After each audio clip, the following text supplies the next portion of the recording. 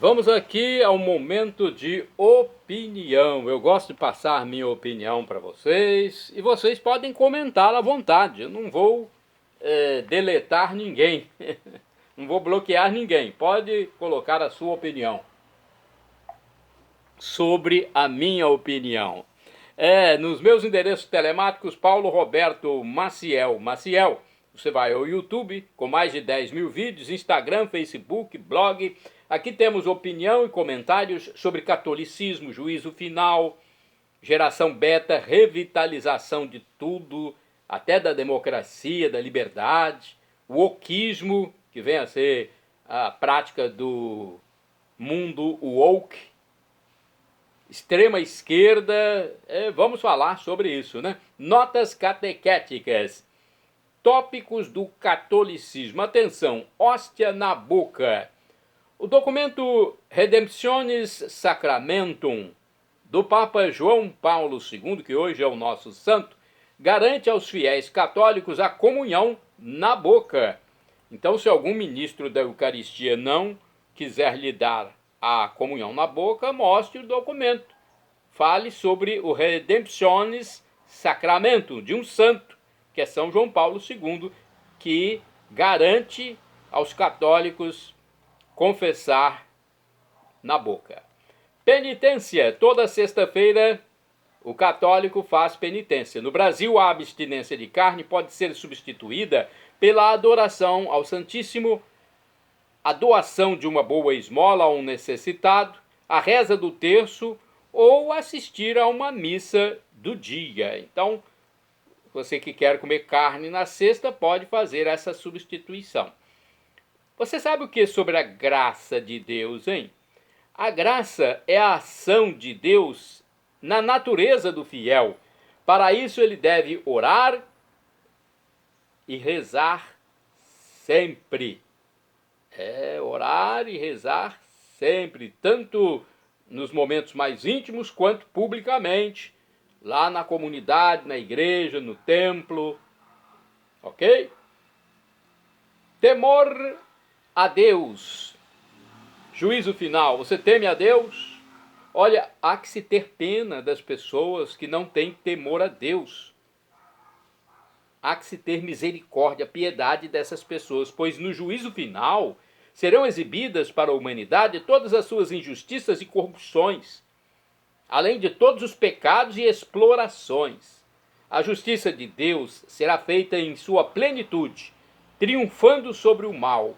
Acontecerá um juízo universal na volta definitiva de Jesus. Isso será depois do juízo particular que acontece quando a pessoa morre. O tema é tratado no parágrafo 1005 do Catecismo da Igreja Católica. Celebração. O padre deve presidir a celebração eucarística com túnica, casula e estola. É o que determina o documento da igreja. Procure saber, você que é católico, né, se informando sobre a doutrina, sobre o catecismo, o Código do Direito Canônico. Tem muitas informações para você. Preceito. Cumpre o preceito católico quem assiste às missas da vigília do Natal e do Ano Novo. Então, se você vai às vigílias, você já cumpre o preceito natalino e de Ano Novo. Agora, o católico pode ir ou não às missas do dia seguinte. O mais importante é ir, né? Se já foi na vigília, que vá no outro dia também, mas não é obrigação.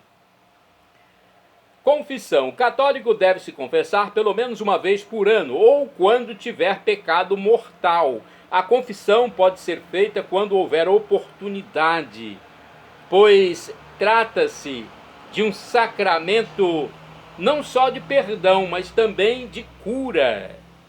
Olha que bom, o sacramento da reconciliação da confissão é também um sacramento de cura. Penitência. O fiel deve fazer o exame de consciência a partir dos 10 mandamentos de Deus antes da confissão. Vê lá se você está cumprindo os mandamentos, quais os que você não cumpre, para ir se confessar. Sonhos. São João Bosco teve pelo menos 50 sonhos proféticos, mas não é todo mundo que tem sonho profético, não, né? Isso é um dom de Deus, do Espírito Santo de Deus, Jesus agindo sobre a vida dos fiéis. São José, o pai adotivo de Jesus, o pai nutrício, teve sonhos extraordinários. Existem sonhos naturais e sobrenaturais. A profecia está sujeita ao espírito do profeta. Pode ser natural ou de Deus. Para se descobrir, é preciso fazer o discernimento. Em tudo tem que haver o discernimento. Comunhão. Quem está em pecado e recebe a comunhão da hóstia consagrada, não age corretamente. Se a pessoa está em pecado, não age corretamente. Nesse caso, ele recebe Jesus, mas não as graças da comunhão. Quem se confessa também tem que se arrepender para receber a graça desse sacramento da penitência. Pessoas santas sofrem, você sabia? O Monsenhor e Padre Jonas Abib teve depressão por quase 6 anos. Os salmistas bíblicos também mostram sinais de depressão em seus versos. E a questão dos excepcionais, dos deficientes, pessoas que possuem deficiências físicas, mentais, como explicar espiritualmente? As pessoas com deficiências físicas ou mentais existem por causa do pecado original. Antes do pecado, tudo era perfeito. Na Epístola aos Romanos, o apóstolo São Paulo diz que o salário do pecado é a morte.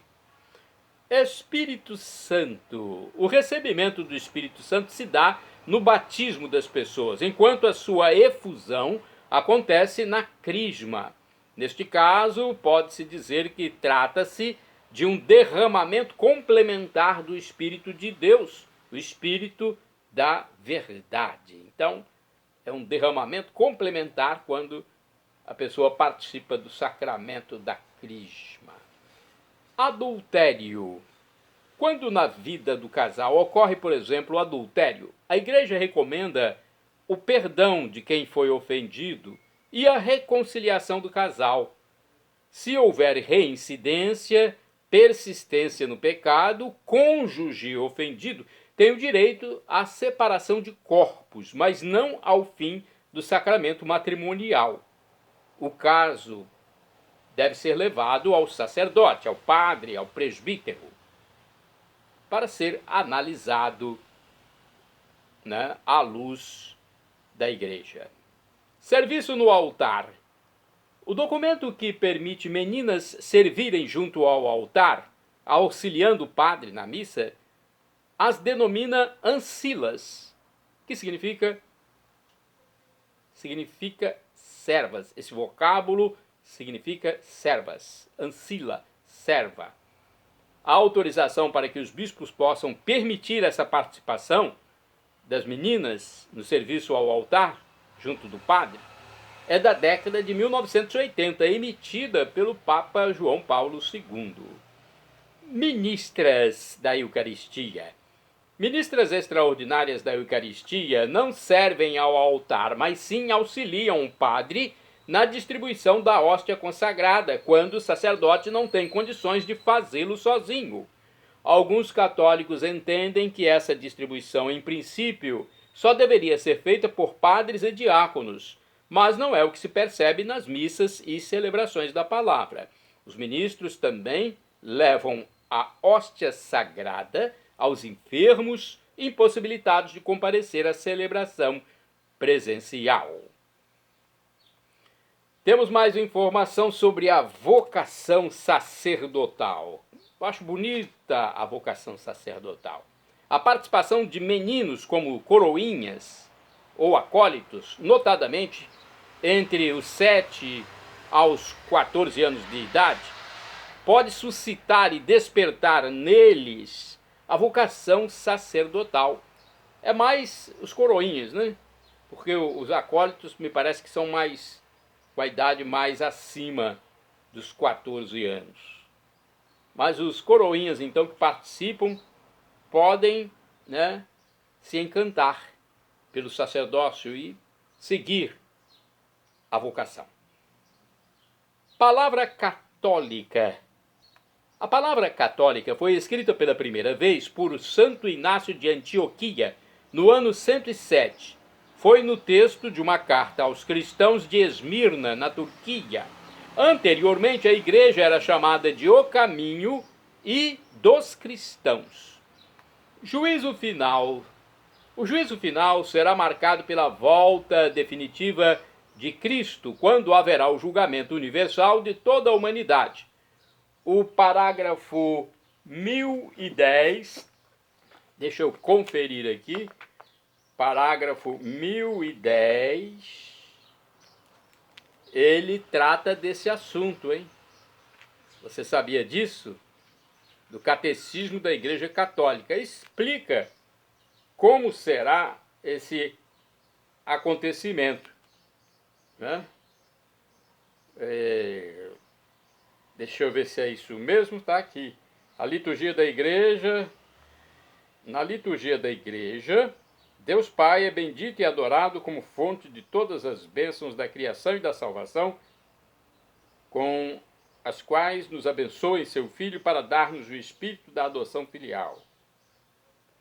Bem, eu não estou vendo que é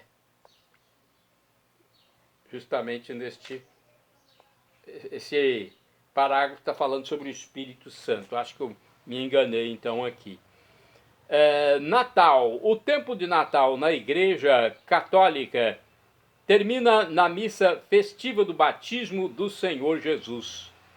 Navarra. A Bíblia Navarra possui textos explicativos sobre os livros sagrados. A Navarra é composta por 2 volumes bastante explicativos. Nota geracional. Começam a nascer bebês da geração beta. Os seres humanos nascidos a partir do ano 2025 iniciam a geração beta, um rótulo que será aplicado até aqueles que nascerem em 2039. A definição é utilizada por corporações a fim de ofertar mercadorias e obter previsões de tendências. São crianças influenciadas pela tecnologia e inteligência artificial. Os termos foram dados por um demógrafo, dono de empresas de pesquisa e consultoria. As pessoas que nasceram de 2010 a 2024 pertenciam à denominada geração alfa. Comentários sobre o mundo woke. Você já ouviu falar sobre o mundo woke, sobre o wokeismo? O Brasil, a cada dia que passa, está aumentando a legislação esquerdista de países mais desenvolvidos, chamados de primeiro mundo. Só que aqui ainda é país de segundo ou terceiro mundo.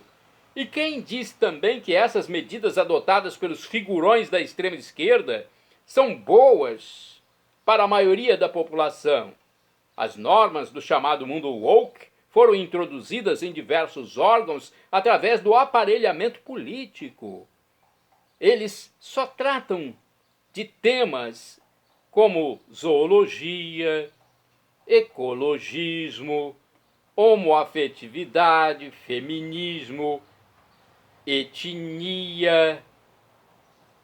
É isso que essas normas tratam, esses preceitos. E eles fazem isso sem perguntar se a maioria que é da direita política quer essas normas, quer isso para suas vidas, para a vida de seus familiares, de seus descendentes. Eles desprezam a opinião da direita, o pessoal ligado ao wokeismo, ao esquerdismo. Olha, a cultura woke tomou conta, inclusive, de muitos órgãos públicos e da velha imprensa. É impressionante o que acontece na chamada velha imprensa, tanto impressa quanto digital ou televisiva. Suas manchetes são apenas de boas notícias sobre a situação do Brasil e sobre a esquerda no mundo. Com o grande volume de dinheiro público e de estatais injetado para a esquerda, parece que tudo está às mil maravilhas na conjuntura nacional, de acordo com os relatos da imprensa velha. Olha, eu passo nas bancas e não vejo crítica alguma ao câmbio, em que a moeda brasileira foi desvalorizada. Não se fala de dívida pública, das doenças, do empreguismo nos órgãos governamentais, dos escândalos da esquerda política, da perseguição ao espectro político da direita.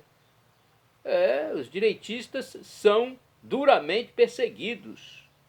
Nos sites da Câmara dos Deputados e do Senado que se vê é só a Agenda 2030 da ONU e o wokismo, com realce para votações de projetos em prol do governo, em favor de grupos homoafetivos, em favor das mulheres, dos afrodescendentes, em favor dos animais, em favor da ecologia, do clima. E nas TVs, hein? O que a gente encontra nas TVs dos dois poderes? Vamos falar não da velha imprensa, mas das TVs dos dois poderes.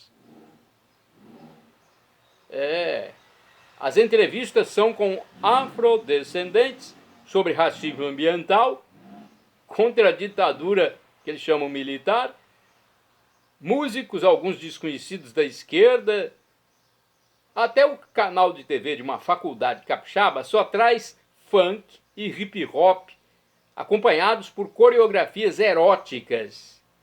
Olha, na minha opinião, para o meu gosto, não dá para assistir essas programações.